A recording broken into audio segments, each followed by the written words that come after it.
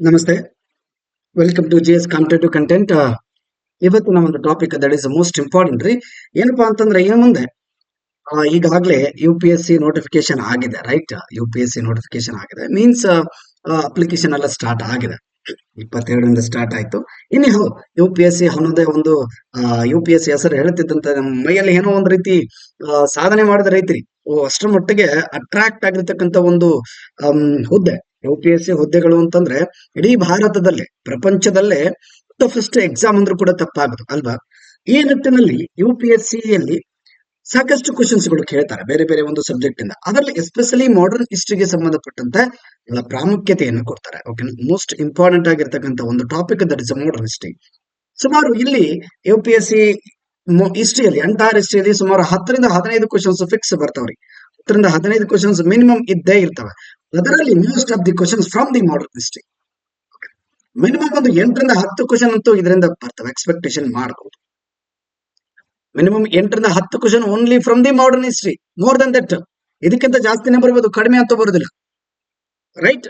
ಅಷ್ಟರ ಮಟ್ಟಿಗೆ ಬಹಳ ಇಂಪಾರ್ಟೆಂಟ್ ಆದಂತ ಒಂದು topic that is modern history. ನಮ್ಮ ಭಾರತದ ಇತಿಹಾಸದಲ್ಲೇ ಈ ಮಾಡರ್ನ್ ಹಿಸ್ಟ್ರಿ ಎಕ್ಸಾಮ್ಗೆ ಸಂಬಂಧಪಟ್ಟಂತ ಒಂದು ಟಾಪಿಕ್ ಅಂದ್ರೆ ಮೋಸ್ಟ್ ಇಂಪಾರ್ಟೆಂಟ್, ಯೂನಿಕ್ ಆಗಿರ್ತಕ್ಕಂಥದ್ದು. ಎಸ್ಪೆಷಲಿ ಇಲ್ಲಿ ಇಂಟ್ರೆಸ್ಟಿಂಗ್ ಆಗಿರ್ತಕ್ಕಂಥ ಒಂದು ಭಾರತದ ಹಿನ್ನೆಲೆ ಇತಿಹಾಸ.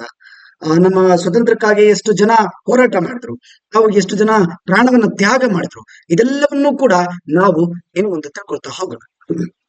ಸೊ ಎಸ್ಪೆಷಲಿ ನಾನು ಇಲ್ಲಿ ಹೇಳ್ತೇನ್ರಿ, ಇದು ಆಲ್ಮೋಸ್ಟ್ ಕನ್ನಡ ಮತ್ತೆ ಇಂಗ್ಲಿಷ್ ಎರಡಕ್ಕೂ ಕೂಡ ಅನ್ವಯಿಸುತ್ತೆ. ಕನ್ನಡ ಇಂಗ್ಲಿಷ್ ಯಾರೆಲ್ಲ ನೋಡ್ತಾ ಇದ್ರ, ಕನ್ನಡ ಇಂಗ್ಲಿಷ್ ಇಬ್ರಿಗೂ ಕೂಡ ಇದು ಯೂಸ್ ಆಗ್ತಕ್ಕಂಥದ್ದು ಡೆಫಿನೆಟ್ಲಿ. ಸೊ ನಾನು almost UPSC based on syllabus, ಓಕೆನಾ? UPSC ಬೇಸ್ಡ್ ಆನ್ ಸಿಲೆಬಸ್, ಆಮೇಲೆ ಇಲ್ಲಿ ಮಾಡರ್ನ್ ಹಿಸ್ಟ್ರಿಯನ್ನ ಹಂತವಾಗಿ ಒಂದೊಂದು ಚಾಪ್ಟರ್ ನಾನು ಅಥವಾ ಒಂದೊಂದೇ ಒಂದು ಸಬ್ಜೆಕ್ಟ್ ಅನ್ನ ಸೇರಿಸ್ತಾ ಹೋಗ್ತೀನಿ. ಇವನ್ ಆಲ್ಸೋ ಇಫ್ ಇನ್ ಕೇಸ್ ನಿಮ್ಮ ಸಪೋರ್ಟ್ ಚೆನ್ನಾಗಿದೆ ಅಥವಾ ನನಗೆ ಒಂದು ರೀತಿ ನಿಮ್ಮ ಸಪೋರ್ಟ್ ನಿಜವಾಗ್ಲೂ ಒಂದು ಎಕ್ಸ್ಪೆಕ್ಟೇಷನ್ ಮಾಡ್ತಾ ಇದ್ದೀನಿ ಜಾಸ್ತಿ. ಬಿಕಾಸ್ UPSC ಅಂತಂದ್ರೆ ಕನ್ನಡ ಮೀಡಿಯಂ ವಿದ್ಯಾರ್ಥಿಗಳಿಗೆ ಒಂದು ರೀತಿಯಲ್ಲಿ ಸ್ವಲ್ಪ ಎಲ್ಲ ಒಂದ್ ಕಡೆ ಮುಜುಗರ ಅಥವಾ ಭಯ. ಸೊ ನಮ್ಮಿಂದ ಆಗುತ್ತೆ ಇಲ್ಲೋ ಅನ್ನೋ ಒಂದು ರೀತಿ ನಿರಾಸೆ. ಸೊ ಇದೆಲ್ಲ ಅವಶ್ಯಕತೆ ಇಲ್ಲ ರೀ. ಬಿಕಾಸ್ ಯಾರಿಗೆ ಇಲ್ಲಿ ಸ್ಟ್ರಗಲ್ ಮಾಡೋ ಕೆಪಾಸಿಟಿ ಇರುತ್ತೋ, ಯಾರು ಕನ್ಸಿಸ್ಟೆನ್ಸಿ ಆಗಿ ಇರ್ತಾರೋ, they only can clear the exam. ಓಕೆನಾ? ಇಲ್ಲಿ ಜಾಣರು ದಡ್ಡರು ಅನ್ನೋ ಅವಶ್ಯಕತೆನೇ ಇಲ್ಲ. ಜಾಣತನ ದಡ್ಡತನ ಇಂಪಾರ್ಟೆಂಟ್ ಆಗೋದಿಲ್ಲ. ಬದಲಿಗೆ ಯಾರು ಓಕೆನಾ ಡಿಗ್ರಿ ಮಾಡಿದ್ರೆ ಸಾಕಲ್ವಾ? ಡಿಗ್ರಿ ಮಾಡಿದ್ರೆ ಒಂದ್ ಹಂತಕ್ಕೆ ಅವರು ಜಾಣರು ಇದ್ದೇ ಇರ್ತಾರೆ. ಆದ್ರೆ ಓದದೆ ದಡ್ಡರಾಗ್ತಾರೆ ಹೊರತಾಗಿ ಓದಿ ಕೂಡ ದಡ್ಡರಾಗಕ್ ಸಾಧ್ಯ ಇಲ್ಲ.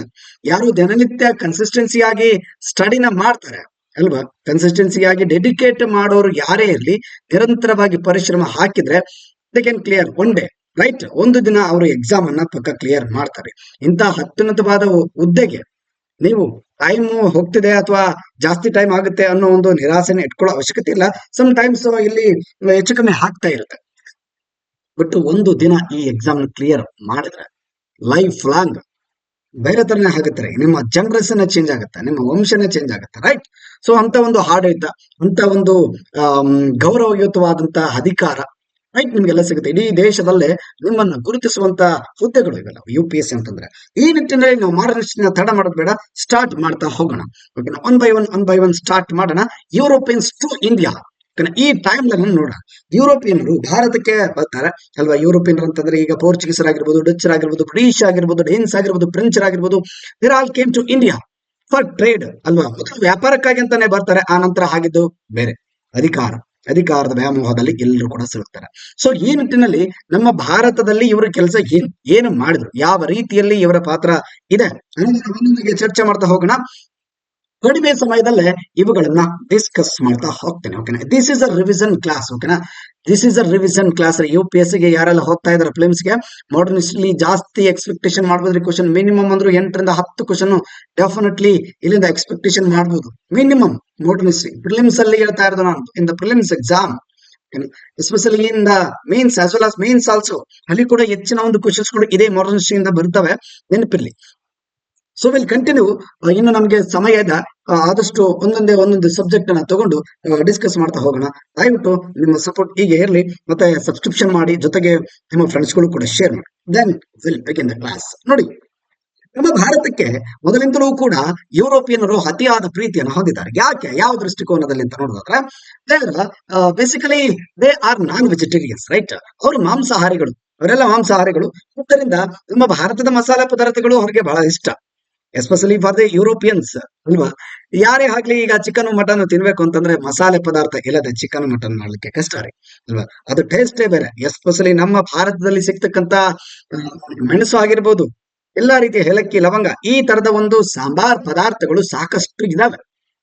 ಓಕೆನಾ. ಇಂಥ ಸಾಂಬಾರ್ ಪದಾರ್ಥಗಳಾಗಿ ಬಡಿದಾಡಿಕೊಂಡದ್ದೇ ಈ ಯುರೋಪಿಯನ್ಸ್. ಓಕೆನಾ. ನಮ್ಮ ಭಾರತದ ಮೇಲೆ ಮುಗಿ ಬೀಳ್ತಾರೆ. ಅದೇನೋ ಗೊತ್ತಿಲ್ಲ, ನೋಡ್ತಾ ಹೋಗೋಣ ಹಂತ ಹಂತವಾಗಿ ಏನಾಗುತ್ತೆ ಅಂತೇಳಿ.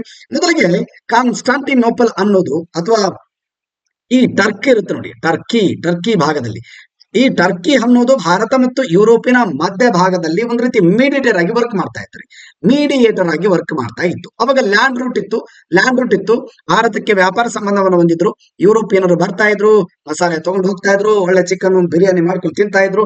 ಬಟ್ ಟೈಮ್ಸ್ ಏನಾಗ್ಬಿಡುತ್ತೆ, ಇವ್ರಿಗೆ ಬೆಲೆ ಜಾಸ್ತಿ ಆಗ್ಬಿಡುತ್ತಾರೆ. ಯುರೋಪಿಯನರಿಗೆ ಯಾವಾಗ ಇದ್ರ ಮೇಲೆ ಆಸೆ ವ್ಯಾಮೋಹ ಜಾಸ್ತಿ ಆಗುತ್ತೆ, ಈ ಟರ್ಕರಿಗೆ ಗೊತ್ತಾಗುತ್ತೆ, ಹೋ ನಮ್ಮ ರೂಟ್ ಮೂಲಕ ಹೋಗ್ತಾ ಇದಾರೆ, ಈಗ ಏನ್ ಮಾಡೋಣ, ಇಷ್ಟು ದಿನ ಫ್ರೀಯಾಗಿ ಹೋಗ್ತಾ ಇದ್ರಲ್ವಾ, ಏನ್ ಮುಂದೆ ಟ್ಯಾಕ್ಸ್ ಹಾಕೋಣ. ಡೆಫಿನೆಟ್ಲಿ ಇವರು ಮಸಾಲೆ ಪದಾರ್ಥ ಬಿಡೋದಿಲ್ಲ, ಮಸಾಲೆ ಪದಾರ್ಥಕ್ಕೆ ವ್ಯಾಪಾರ ಮಾಡ್ಲಿಕ್ಕೆ ಬಂದೇ ಬರ್ತಾರೆ. ಈ ಕಾರಣಕ್ಕಾಗಿ ನಾವಿಲ್ಲಿ ಏನ್ ಮಾಡೋಣ, ಇವ್ರಿಗೆ ಒಂದು ಟ್ಯಾಕ್ಸ್ ಅನ್ನ ಹಾಕಿ ಬಿಡೋಣ. ಹೆಚ್ಚಿನ ಟ್ಯಾಕ್ಸ್ ಅನ್ನ ಕೇಳ್ತಾರೆ ಇವರು. ಬಿಕಾಸ್ ಯುರೋಪಿಯನ್ರಿಗೆ ಒಂದು ಕಡಿಮೆ ಟ್ಯಾಕ್ಸ್ ಅನ್ನು ಕೇಳಿದ್ರೆ ಅವ್ರು ಕೊಟ್ಟು ಹೋಗ್ತಾ ಇದ್ರಿ ಅದೇ ರೂಟ್ ಅಲ್ಲೇ. ಸಮುದ್ರ ಮಾರ್ಗ ಕಂಡಿಡೋ ಅವಶ್ಯಕತೆ ಇರ್ಲಿಲ್ಲ, ವಾಸ್ಕೋಡ್ ಗಾಮ ಬರ್ತಿರ್ಲಿಲ್ಲ, ಇದೆಲ್ಲ ಇತಿಹಾಸ ಏನು ಜಂಜಾಟ ಆಗ್ತಿರ್ಲಿಲ್ಲ ಅನ್ಸುತ್ತೆ ಐ ಥಿಂಕ್. ಇವರು ಹೆಚ್ಚಿನ ಮೊತ್ತದ ಒಂದು ಟ್ಯಾಕ್ಸ್ ಅನ್ನ ಕೇಳ್ತಾರೆ. ಇಲ್ಲಿ ಪ್ರಾಬ್ಲಮ್ ಆಗಿತ್ತು. ಈ ಕಾರಣಕ್ಕೆ ಯುರೋಪಿಯನ್ ನೋಡ್ತಾರೆ, ಇವರಿಗೆ ದುಡ್ಡು ಕೊಡೋ ಬದಲು ನಾವೇ ಒಂದು ಹೊಸ ಮಾರ್ಗವನ್ನ, ಜಲಮಾರ್ಗವನ್ನು ಕಂಡುಹಿಡಿದ್ಬಿಡೋಣ ಅಂತೇಳಿ ಡಿಸೈಡ್ ಮಾಡ್ತಾರೆ ಯುರೋಪಿಯನ್ಸ್.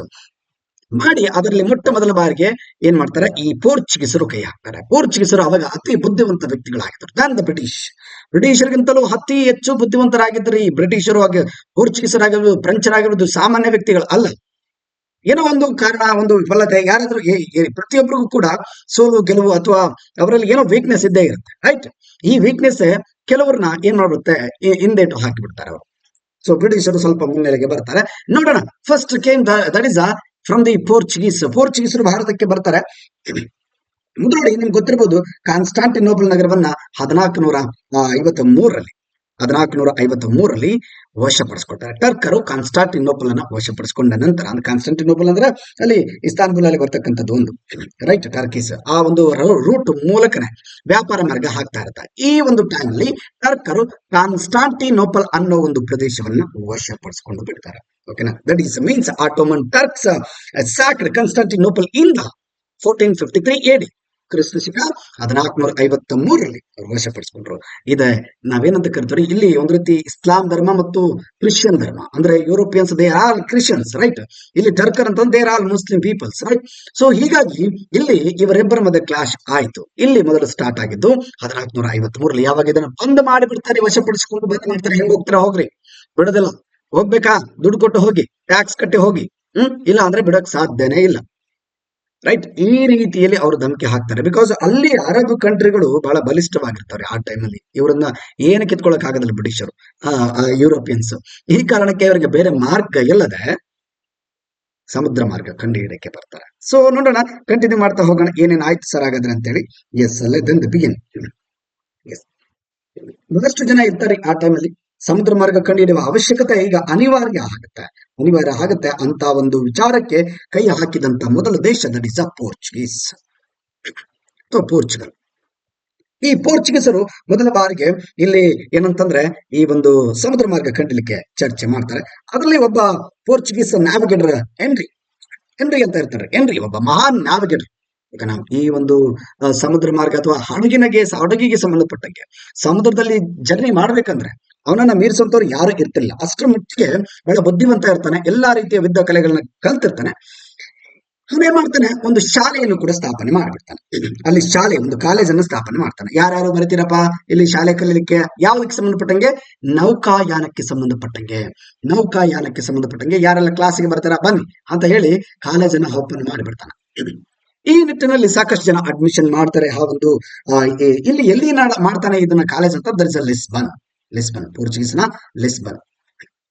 ಲಿಸ್ಬನ್ ಅಲ್ಲಿ ನ್ಯಾವಿಗೇಷನ್ ಅಥವಾ ನ್ಯಾವಿಗೇಟರ್ ಕಾಲೇಜನ್ನು ಈ ಒಂದು ಹೆನ್ರಿ ರಾಜ ಇರ್ತಾನೆ. ಆಕ್ಚುಲಿ ರಾಜ ಬಟ್ ಬುದ್ಧಿವಂತ ಕೂಡ ಇರ್ತಾನೆ. ಸ್ಥಾಪನೆ ಮಾಡಿದ ನಂತರ ಮುಂದೆ ಏನಾಗುತ್ತಪ್ಪ ಅಂತಂದ್ರೆ 1486 1486 ಅಲ್ಲಿ ದಕ್ಷಿಣ ಆಫ್ರಿಕಾಕ್ಕೆ ತಲುಪ್ತಾರೆ. ಫಸ್ಟ್ ಬರ್ತಕ್ಕಂಥದ್ದು that is Bartholomew Dias. Bartholomew Dias. Yes, ಇದು ಎಲ್ಲಿಗೆ ಇರಲಿ, ಇನ್ನೊಂದು ಸ್ವಲ್ಪ ಹೊತ್ತು ಬಿಟ್ಟು ನಾನು ಡೆಫಿನೆಟ್ಲಿ ಮತ್ತೆ ಈ ಕ್ಲಾಸ್ ಅನ್ನು ಕಂಟಿನ್ಯೂ ಮಾಡ್ತೇನೆ. This is the first part. ನಿಮ್ಮ ಒಪಿನಿಯನ್ ಹೇಳಿ, ಜೊತೆಗೆ ಕಮೆಂಟ್ ಮಾಡಿ, ಶೇರ್ ಮಾಡಿ. ಇದು ಪಾರ್ಟ್ 1 ರೀ. ಮತ್ತೆ ಈಗ ನಾನು ಕಂಟಿನ್ಯೂ ಮಾಡ್ತೀನಿ ಇನ್ನು ಸ್ವಲ್ಪ ಹೊತ್ತು ಬಿಟ್ಟು. This one emergency work because I will stop here. Continue ಇನ್ನು ಸಮ್ ಟೈಮ್ ಅಲ್ಲಿ ನಾನು ಕಂಟಿನ್ಯೂ ಮಾಡ್ತೀನಿ.